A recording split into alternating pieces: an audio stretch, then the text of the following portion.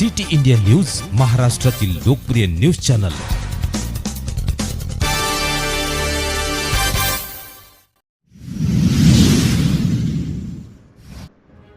सच्च्या शिवसैनिकाला काम करू देत नाही शिवसेनेचे खाडीपत्त्यातील नेते जमीर देशमुख।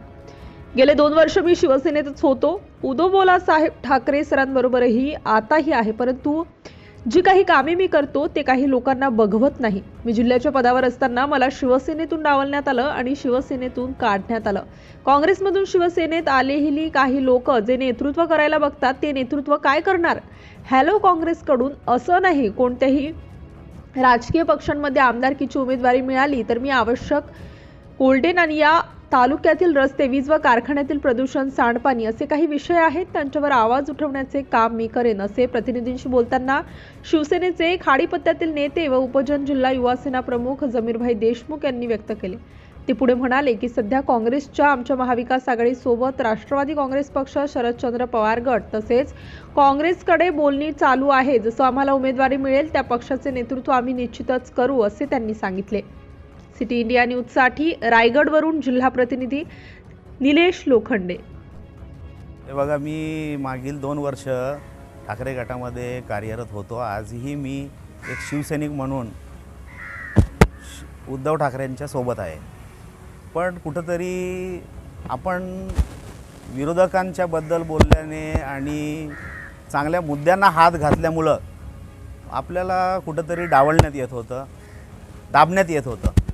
जे आता सध्याच्या घडीला नेतृत्व त्यांचं आहे आपल्या महाड विधानसभेत असं म्हणवतात, ते लोक, त्यांची जी जुनी लोकं आहेत काँग्रेसमधून आलेली, पण ते काँग्रेसमधून बरीच काही लोकं ते घेऊन येऊ शकले नाही, पण ते त्यांचा वर्चस्व सिद्ध करण्याचा प्रयत्न करत असताना जुने शिवसैनिकांना ते दाबण्याचा प्रयत्न करत होते एवढे दिवस।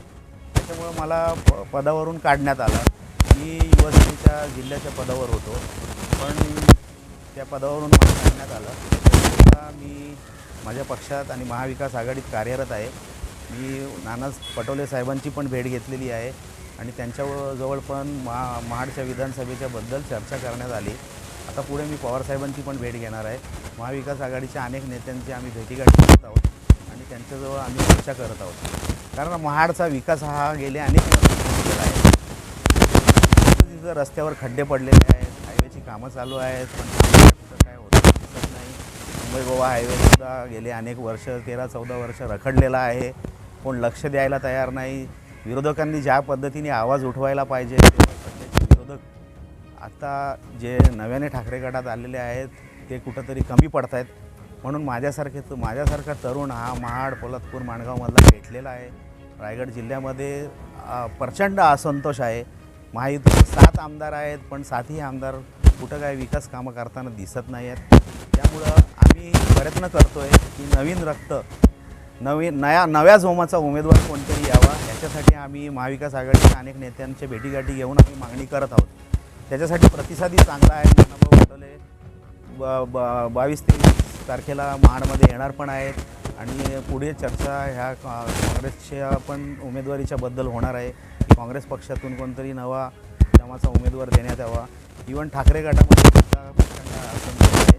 लोकांची मागणी आहे की कोणतरी नव्या रक्ताचा, नव्या जोमाचा उमेदवार हा महाड, पोलादपूरमध्ये उभा राहायला पाहिजे।